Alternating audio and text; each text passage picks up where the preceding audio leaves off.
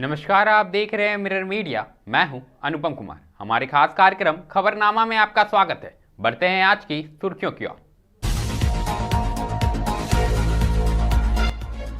देवघर में प्रसव के दौरान नवजात की मौत पर परिजनों का हंगामा, डॉक्टर पर लापरवाही के आरोप।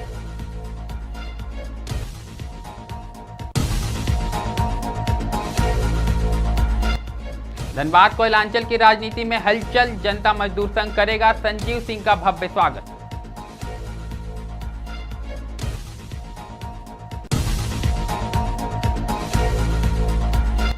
जामताड़ा नगर परिषद की लापरवाही से शोभा की वस्तु बना वाटर एटीएम, न पानी न बिजली, बेकार हुई मशीनें।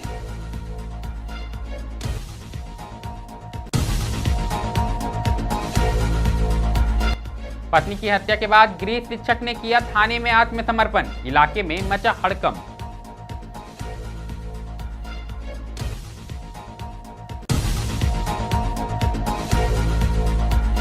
दुर्गापुर में दिन दहाड़े चोरी से दहशत, बंद घर को चोरों ने बनाया निशाना, पुलिस ने एक को पकड़ा।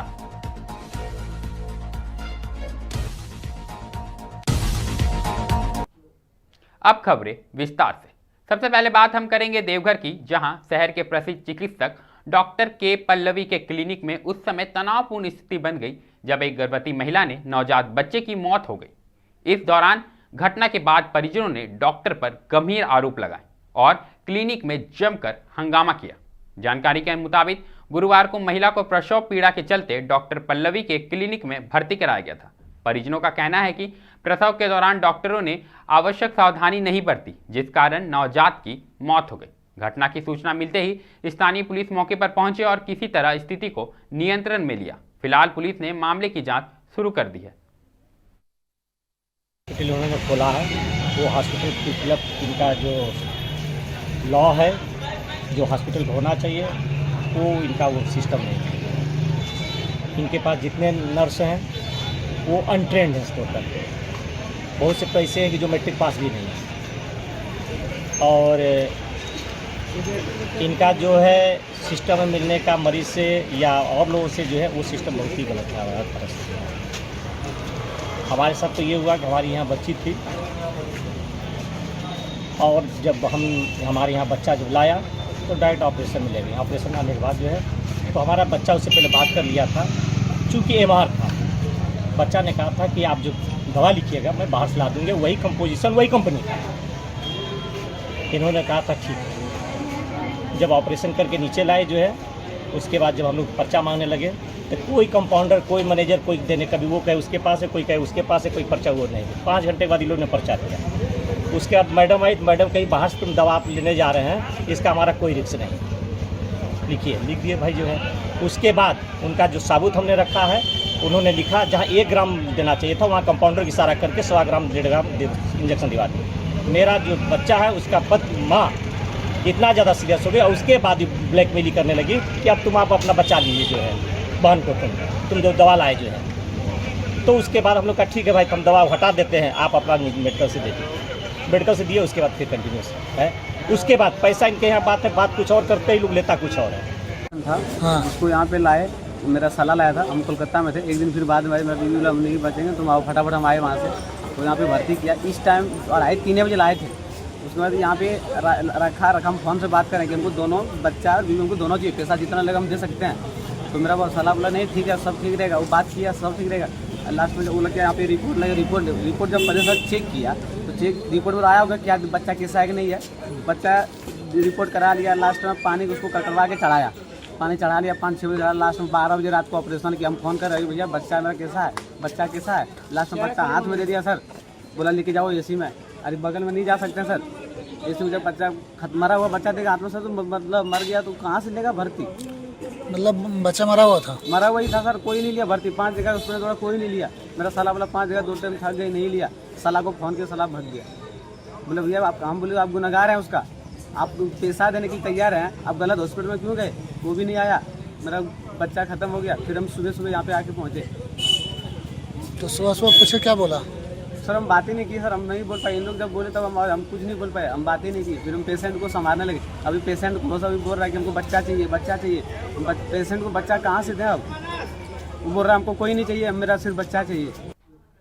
अगली खबर धनबाद से आई है। धनबाद में एक बार फिर राजनीति इन दिनों अपनी सरगर्मी पर चल रही है। जी हां, जनता मजदूर संघ के कार्यकर्ताओं के बीच बैठक का दौर लगातार जारी है। इसी क्रम में बरोरा प्रक्षेत्र और ब्लॉक 2 प्रत्येक क्षेत्र के कार्यकर्ताओं की संयुक्त बैठक जनता मजदूर संघ के केंद्रीय उपाध्यक्ष गोपाल मिश्रा के आवासीय कार्यालय में आयोजित की गई। बैठक की अध्यक्षता करते हुए गोपाल मिश्रा ने कहा कि संघ के कार्यकर्ता आगामी 12 अक्टूबर को सिंह मैंसन पहुंचकर पूर्व विधायक संजीव सिंह का धनबाद आगमन पर भव्य स्वागत और अभिनंदन करेंगे। उन्होंने कहा कि हमारे नेता और मार्गदर्शक संजीव सिंह दिल्ली से इलाज कराकर अब धनबाद लौट रहे हैं। उनके आगमन को लेकर जनता मजदूर संघ के कार्यकर्ताओं में उत्साह और जोश का माहौल है। बैठक में यह भी निर्णय लिया गया कि सभी कार्यकर्ता एकजुट होकर कार्यक्रम को सफल बनाएंगे। आज आप लोग बैठक कर रहे हैं, क्या कर रहे हैं? बैठक इसलिए कर रहे हैं कि हम लोगों को 12 अक्टूबर रविवार को 4 बजे सिंह मैंसन में संजीव बाबू का अभिनंदन समारोह है। संजीव बाबू गलत केस में फंसाए गए थे, वो बाइज्जत बरी हुए हैं। 8 बरस के बाद वो तबीयत उनका ठीक हो गया है, स्वस्थ हो गए हैं, वो आ रहे हैं। 12 तारीख को हम लोग अभिनंदन करना है, उसी की तैयारी के लिए मीटिंग हो रहा है। यहाँ ब्लॉक बरोरा और ब्लॉक 2 से 51 गाड़ियों का काफिला जाएगा दल बल के साथ, और हम लोग अपने नेता का अभिनंदन करेंगे। क्या कहना चाहिएगा? संजीव सिंह के बाहर आने से हम लोग मजबूत हुए हैं। हम लोग को माथे पर एक मजबूत छाता आ गया है। हम लोग मजदूरों का काम के लिए संघर्ष करने में मजबूती प्रदान करेंगे। अभी जनता मोर्चा में क्या स्थिति है? जनता मोर्चा में अभी बीसीसीएल का 1 नंबर में सदस्यता है और बीसीसीएल का 1 नंबर का यूनियन है, जो स्वतः स्पष्ट है। और आप लोग भी जानते हैं कि मेरा संगठन कितना मजबूत है, जिसकी अध्यक्ष कुंती देवी हैं और जनरल सेक्रेटरी सिद्धार्थ गौतम है और संरक्षक संजीव सिंह है। संजीव सिंह आने से आप लोग यूनियन की और मजबूती ज़्यादा मिलेगी।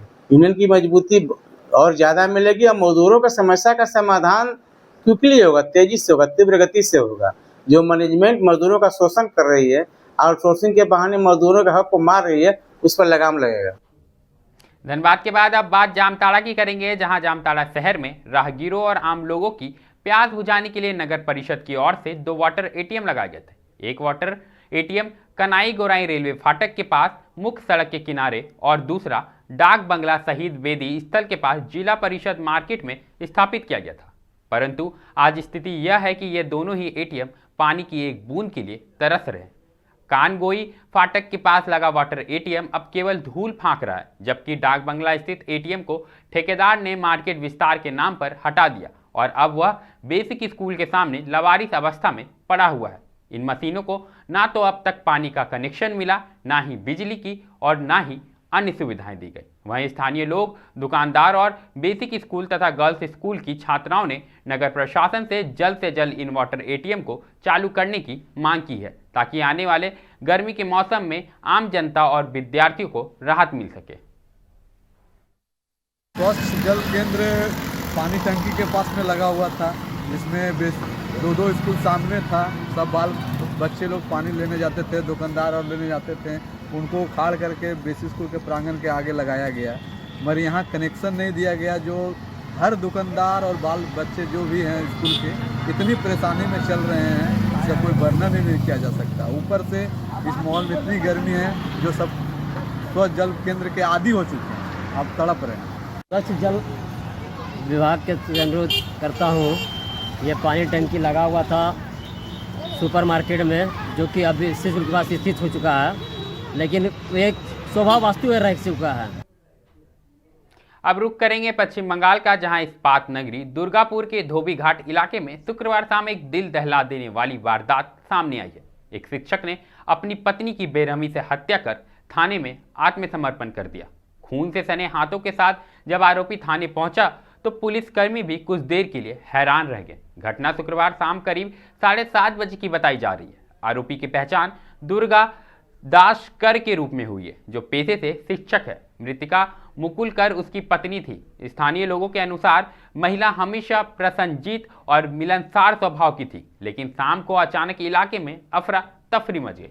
प्रत्यक्षदर्शियों ने बताया कि घर से चीखने चिल्लाने की आवाज आने के बाद कुछ ही देर में पुलिस मौके पर पहुंच गई।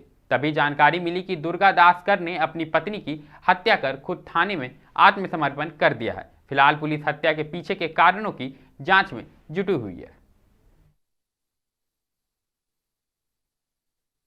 কেমন ছিল? মানুষ হিসেবে তো যে মোটামুটি ঠিকই ছিল, কারোর সাথে কোনো ঝুটঝামেলা নেই, কিছু নেই, কিন্তু কারোর সাথে মেলামেশাও নেই। তো আমি দোকানে ছিলাম, দোকান থেকে এসে এমনি খবর বললাম, আমার মিসেস বললো যে এমনি এই হয়েছে, তো তুমি তাড়াতাড়ি আসো। এসে পরে জাস্ট দেখলাম যে এমনি মার্ডার কেস, তো গলা কেটে থানায় উনি হ্যান্ড ওভার দিয়েছেন ওনার হাজব্যান্ড, এটাই পর্যন্ত আমি জানি। মানে এরা কত বছর ধরে এখানে আছে? এখানে মোটামুটি প্রায় 12 বছর ধরে থাকেন। 12 বছর ধরে আছে। কোনোদিন এমনি কোনো অঘটন কিছু? অঘটন বলতে এর আগে ওনার ছেলেকে মারতে গেছিল। মার্ডার হয়েছে বলছে তোদের পাড়াতে মার্ডার হয়েছে। কোথায় মার্ডার হয়েছে তো যাই না। তারপরে বলছে লটারি বিক্রি করে কাজলদার বাড়ির পাশে এই লোকটা তো এরকম কোনোদিন শুনিনি কোনোদিন রিপোর্ট। এ তো মানে এমনি তো দেখতাম কোনো ঝুটঝামেলা কিছু ছিল না। এই এখনই আমি কাছ থেকে আসছি, এসে শুনছি তারপরে এ তো পুলিশ গাড়ি চলেছিল, আরও নাকি পুলিশ ছিল। বলছি ভদ্রলোক ভদ্রমহিলা এরা কেমন ছিল? এদেরকে কোনোদিন খারাপ কিছু দেখিনি, ঠিক আছে। এমনি তো দেখতাম কাকিমা সকালবেলায় ফুল টুল তুলতো, ঠিক আছে, এমনি কথাবার্তা বলতো মাঝে সাথে। কি লোকটা অতটা কথা বলতো না, মানে কাকুটা অতটা না। ছেলেটাও পড়াশোনা করে, ও পড়াশোনা পড়ায়, এমনি লোকটাও পড়ায়, কাকুও পড়ায়। কিন্তু ওরম লোকটার সাথে কোনো কাকিমার সাথে যেমন মাঝে সকালটালে আমরা কাজে টাজে বেরোতাম, এমনি দেখা ওটা ফুল টুল তুলতো। কিন্তু এরম শুনে তো এরম অবাক হয়ে গেছে। আজকে সকালবেলায় না, আজকে সকালবেলা দেখিনি। আমি তো সকালে যখন দেখি তো দেখি। এসে পরে বলছে তো এরকম মার্ডার হয়ে গেছে, খুন হয়ে গেছে নাকি বলছে। এ তো শুনে তো অবাক, কারণ আমি এরম হয়নি। হ্যাঁ, কার ওই কাকিমার বলছে কাকু মেরেছে নাকি, বলছে থানায় গিয়ে নাকি স্যালেন্ডার করেছে, এই তো শুনছি। अगली खबर भी इस्पात नगरी दुर्गापुर से ही आई है, जहां अशोक एवेन्यू स्थित घर में शुक्रवार को दिन दहाड़े चोरी की वारदात से इलाके में दहशत फैल गई। बताया जा रहा है कि घर के लोग एक सामूहिक समारोह में शामिल होने के लिए बाहर गए थे। दोपहर करीब 1 बजे सामने वाले घर की महिला ने बंद मकान की छत पर 2 युवक को देखा। कुछ देर बाद जब उसने देखा कि घर का एल्बेस्टर टूटा हुआ है तो उसने तुरंत पड़ोसियों और पुलिस को सूचना दी। मौके पर पहुंची पुलिस टूटी छत से अंदर घुसी, जहां एक युवक छिपा मिला। घर का सामान बिखरा पड़ा था, अलमारियां, शोकेस और पूजा घर तक तहस नहस कर दिए गए थे। युवक ने भागने की कोशिश की पर पुलिस ने उसे पकड़ लिया। इस घटना से पूरे इलाके में दहशत फैल गई है। अब तक यह स्पष्ट नहीं हो पाया है कि घर से कितनी वस्तुएं चोरी हुई है और घर के मालिक अभी बाहर हैं। उनके लौटने के बाद ही सारे मामले का स्पष्ट रूप से पता चल पाएगा। আমি এই জয়ন্ত মল্লিকের শালা, তো আমি যখন এলাম তখন আমার সঙ্গে একজন পুলিশের কনস্টেবল গেলেন ওদিকে জানলা দিকে, যে ঘরটা ভেতর দিক থেকে লক ছিল। উনি একটা চেয়ারে উঠে পড়ে ভেতর থেকে দেখছিলেন, ভেতরটা লাইট জ্বালানো ছিল তখন। এখান থেকে পুলিশ ঢুকে, ওখান থেকে আমরা বললাম যে তোমরা বলো যে তালাটা খুলে গেছে। যখনই এরকম বলা হলো তখন চোর কিন্তু উঠে দাঁড়ালো। তখনই পুলিশ চিৎকার করলো, ধর ধর ধর ধর সারাকে এভাবে যখন চিৎকার শুরু করলো, তখনও ভেতরের টিউবটাকে টেনে ছিঁড়ে দিল, ঘরটা অন্ধকার করে দিল। অন্ধকার করে তারপর কিছুতে ও কিছু মানে নিজেকে ইনজুরি দেখানোর চেষ্টা করলো। কিরকম বয়স মোটামুটি? কত বয়স হবে ছবি আমার কাছে আছে, আপনি যদি চাই দিতে পারি। 30-35 কোটাতে। ওকে আমি যখন জিজ্ঞাসা করলাম তোমার বাড়ি কোথায়, ও বললো যে কি বললো জায়গাটার নাম ওইদিকে মেন গেট ওইদিকে। এবং ও বলছে আমি একা কিন্তু নয়, বৌদি যেটা দেখেছিলেন সাদা জামা পরে একজন, সে কিন্তু পালিয়ে গিয়েছে। এটা এত বড় কাজ 2-3 জনের নিচে হতে পারে না, একটা গ্যাংয়ের কাজ। এটা একটা গ্যাংয়ের কাজ।